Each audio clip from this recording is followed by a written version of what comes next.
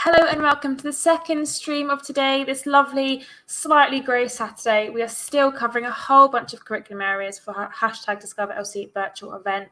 And right now we're focusing on engineering. So we've got a member of our engineering programme lead tutorial lecturer team to answer all things engineering for you. So any questions you have, pop them in the comments below and we'll get to answering them as soon as we can. But first, let me introduce you to our wonderful engineering lecturer, and it is Alison. Hi, Alison. How are you doing? Hello, Ashton. You all right? Yeah, not too bad, thank you. Not too bad. Good. Do you want to sort of tell us a little bit about yourself? Okay, so I'm Alison Smith. I'm Programme Lead for Access to Engineering, which is a level 3 course aimed at people going to university. But I also teach on the BTEC level 3 and the HNC and HND engineering, so I can talk about those courses as well. Perhaps not so much about some of the other engineering courses, which you may need to inquire sort of individually about those. Mm-hmm. I've been in the engineering department about 8 years. Teaching across all the different sort of subjects within that. Fantastic, thank you very much. So I've prepared some questions for you, but if you are watching at home and do have any questions about engineering, pop them in the comments and Alison will do her best to answer them. So before we sort of get into it, do you want to tell us a little bit about what students can expect to learn on the courses? What kind of thing will be covered? Okay, so if you were doing the Access course, it comprises of maths, mechanical science, electrical science and study skills. Okay, it is quite heavily maths biased because that's basically what the universities want from Access students. If you study the BTEC level 3, we do one in mechanical science, one in electrical science. Again, they have a lot of specialisms, but there is a lot of maths within those courses. And then we've got the HNC and the HND, which are the first and second year of an undergraduate degree. And again, you could specialise there in mechanical science or in electrical science, but the core of it would be science and maths. Cool, perfect, thank you. So the first sort of set of questions I have really about sort of how the course works and what students should expect. So okay. What is the written work to practical work balance like, obviously with a course like engineering? Okay, what I would say is that you don't expect to do an awful lot of practical work. We do have workshops, but you would probably have a limited time in those. If you were doing a level 3 course of some sort, you're going to expect a lot of the course to be classroom based and to be theory. Okay, why is there so much theory on the course? Basically because the aim of the most level 3 courses is to get people either onto advanced apprenticeships or onto degree courses. And again, you've got to understand the content in order to be able to do those courses successfully. So we don't have the time really for you to do a lot of practical. Cool. So do students have to sit exams to pass the course, or is it more coursework based? It's more coursework based at present. However, I do know that the BTEC is going to change at some point in the future where there will be some external exams. We tend to do, if we do any sort of exams, they are internal, they're controlled assessments within class with your normal teachers, but the bulk of the assessment is by coursework. Fab. So if you're not very good at exams, there is that option to sort of skirt your way around the exams. Amazing. Yes. Cool. Yeah. So how often should students expect to be in college? Is it every day? Is it a couple of days a week? Or? Right. Okay. So if you were doing BTEC with the BTEC level 3, you would probably have a timetable that would bring you in 3 days a week. The Access, we do 2 long days to allow people the opportunity to work alongside the course. And the HNC and the HND, depending whether you do it as a part-time or a full-time student, would probably be between 2 and 3 days a week. 1 day if you're part-time, because obviously you'd be working the other days. Mm-hmm. Cool, perfect. So it is quite an even split in terms of times you'll be in college and it is. Yes. Cool. Yeah. Perfect. If you do have any questions, also do pop them in the comments below. So, you know, if there's anything we'd like to know specifically, do pop them in the comments. Do students, I know a lot of other courses like construction and a lot of sort of engineering-esque courses require some sort of kit before students start. Is that the same with engineering, or is it a little less? It depends. If you're doing the BTEC level 3, you may be required to have boots and overalls, but the Access and the HNC and HND, no, we don't require any kit. The only thing we would ask, obviously, is normal sort of stationery to bring that in every day, folders for your work, scientific calculators, and we generally tell you what type of calculator to get at the start of the course. It just makes it easier with everyone sort of being consistent within lessons, and to have use of a computer, either your own, or obviously there is time you can spend in the library at college and so on. Cool, perfect. It's cool. So with the course like engineering, is there any work experience or placement opportunities for students? Okay, so as far as the BTEC students are, it's a requirement that they do a certain number of hours of work experience during the year. That is, to a certain extent, organised through the college for you. We do have work experience coordinators. As far as Access is concerned, no, there's no work experience as part of that, or for the HNC, HND. Obviously, people can work alongside those courses, and it may be they're working in a sort of relevant field as well, but no actual requirements. Cool. And if a student was wanting to get a placement or a work experience, is there someone that could help them get that? Yes, I mean, we do have work experience coordinators within engineering, but then there's also the broader sort of work-based team where they have a lot of contacts in engineering companies and so on. And we've had people who've moved on to apprenticeships and so on by using them as well. Oh, cool. So you mentioned that quite a lot of it is theory-based for the courses, but how often will students get to use the engineering workshops? I would think that if you're doing a BTEC, you would probably have a couple of lessons a week, perhaps a timetable to use the workshops to develop some practical skills. We also use things like the physics labs up in science as well for specific lessons that they need practical equipment for. But I would think you need to think the majority of your time is going to be in a normal classroom. We do have sort of electrical labs, which often you'll have your electrical sessions in there, but you won't always be doing practical in them. Okay, cool. So there is sort of a good use of time in that workshop, so you really get to see what they look like inside and out, really. Yes, yeah. Cool. So moving on to sort of the specifics of getting on to these courses, what are the entry requirements for the BTEC and the Access course? Okay, so BTEC level 3, you would need 5 to 6 GCSEs.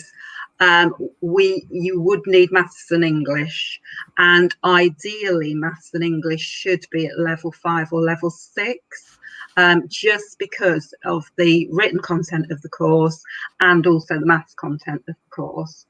As far as the Access course is concerned, you must be 19, at least 19 on the 1st of September 2020. We can't have students that are under 19 because there isn't the funding for it. Again, ideally, you should have maths and English GCSE at least a 4. If you haven't got one or other of those, we can let you do GCSE alongside, but it makes it very difficult if you are trying to do 2 GCSEs alongside doing the Access. Because the Access is aimed at mature students, it may be that you haven't been studying for quite a few years. So again, there is some leniency as to what entry requirements we would need from you. Okay, HNC and HND, you would need to have done a level 3 qualification in a relevant field. So something like a BTEC or A levels or whatever, mainly in sort of maths and science subjects. Cool. And would you be able to do the HND, I assume, with the engineering BTEC as well? That would sort of lead on to the HND. Yes, yeah, you could go from doing the BTEC and also from the access. I mean, quite a few of our access students go on to the HNC as well, instead of going to university. Cool. So obviously, you know, the answer to this one might just be an engineer, but what kind of career can students go into after they finish these courses? Okay, so yeah, bulk of people sort of generally tend to go on to some sort of an engineering career. But we have had people, because essentially if you do the BTEC or you do the access, it does qualify you to say go to university and maybe study something slightly different. So we've had people who've gone and done accountancy, maths, physics, radiography, business, computer science, all those sort of things. So they've sort of used it as a way to get to another course in order to sort of achieve what they want to. But I would say probably 85–90% of people, if they start off doing engineering at college, they tend to end up with that as their career in the future.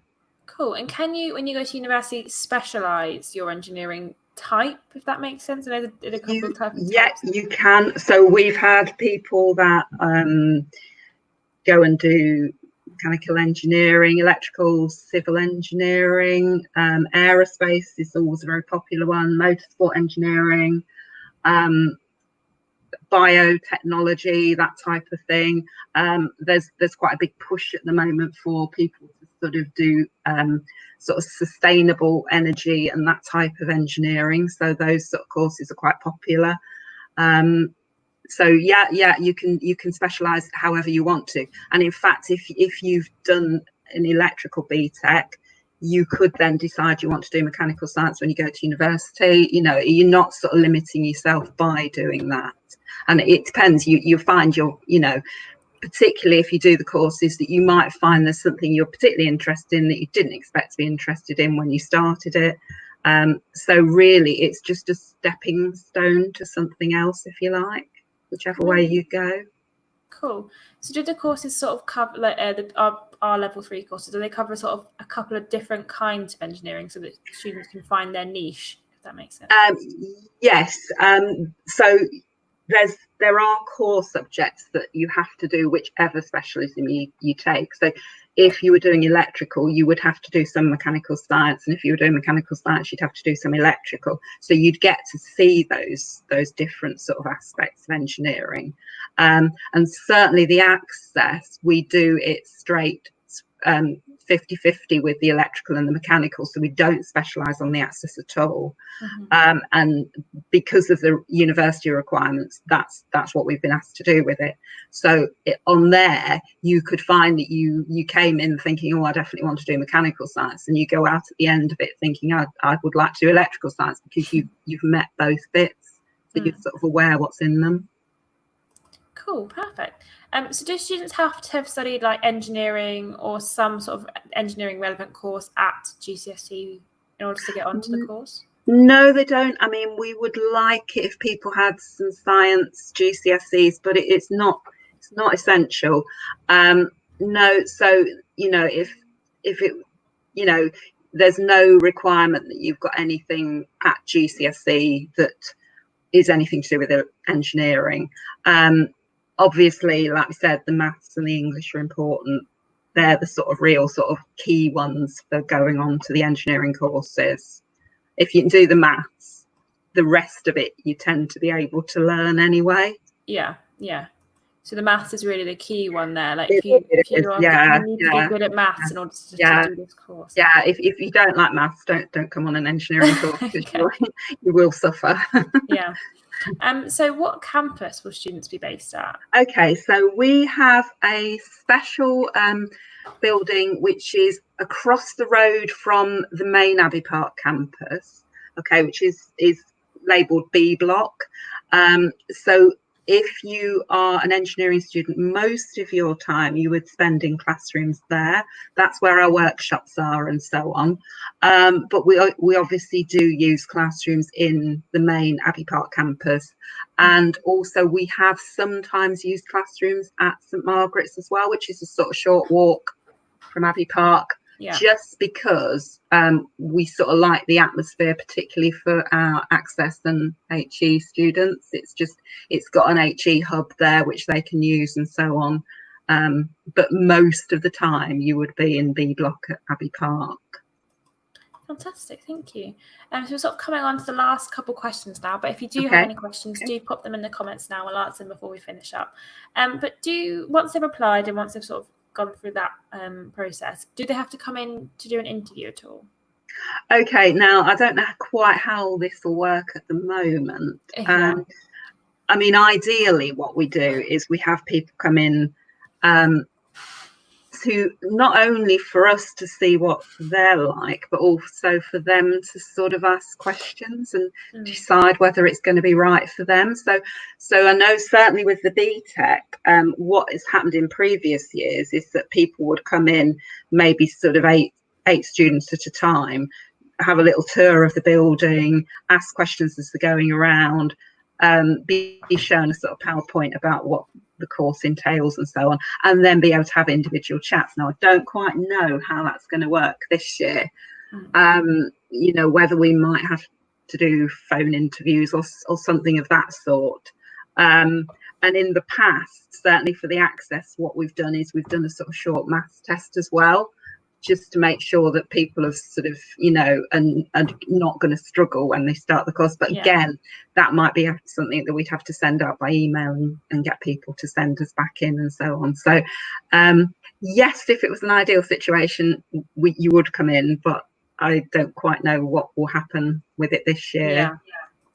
Well, as soon as, you know, we figure it out and we find out what's going on, you'll be letting know exactly what's going on as well. So you haven't got to worry about being out of the loop. As long as you've got your name in the pot and you've applied, you'll be told exactly what you need to do and how to do that. So don't worry about that at the moment.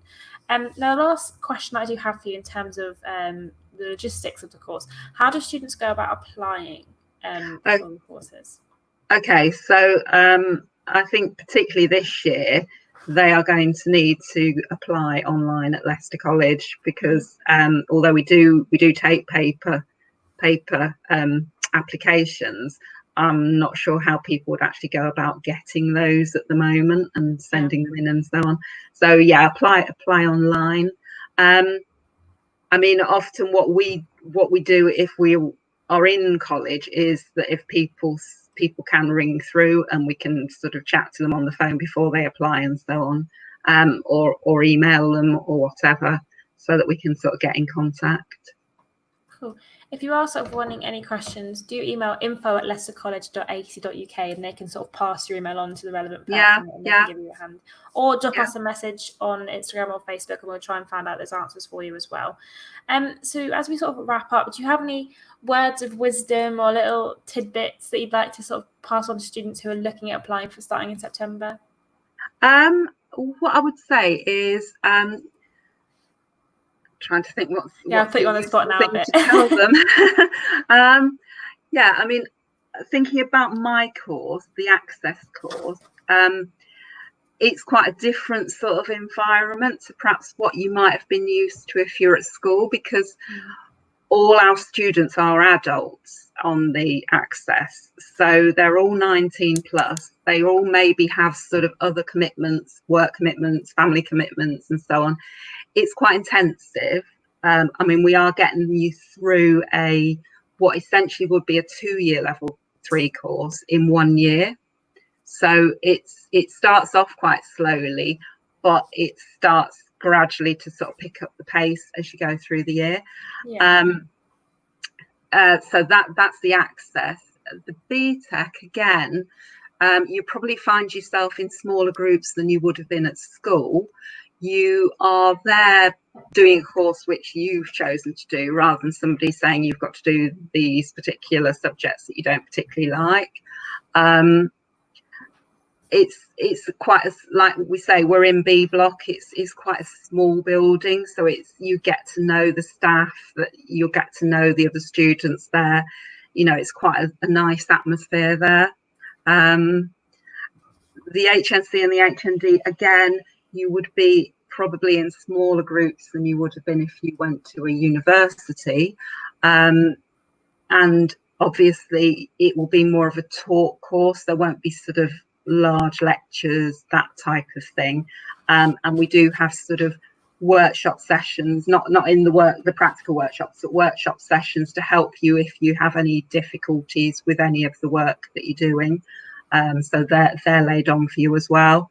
So if you are interested in any of the courses, please get in touch with us. We can sort of give you some pointers. We can have individual chats with you and so on, tell you what the courses entail, and help you to decide whether they're right for you. Again, with any of these courses, you have a sort of 6 weeks sort of breather at the beginning. So if you start the course and you really decide it's not for you, then you can pull out within that 6 weeks, and it won't affect you then going on to getting another course somewhere else. Cool. Perfect. Well, thank you very much for joining me, Alison. That's been really all right. helpful. No, you're very welcome. Hopefully those watching at home have found it really helpful as well. Like we said, if you do have any questions, do feel free to inbox us in any way you want to, and drop us an email. The email address is in the comments below that you can email us on. But again, thanks for joining us, Alison, and thank you for watching. Thank you, We'll be doing some sort of funding information on all of our pages. So if you have any questions about funding, it's all going to be on our Facebook page. We'll be back a little bit later on with motor vehicle. So do join us for that one as well. Cool. Well, it's bye from me, and hopefully we'll see you in September.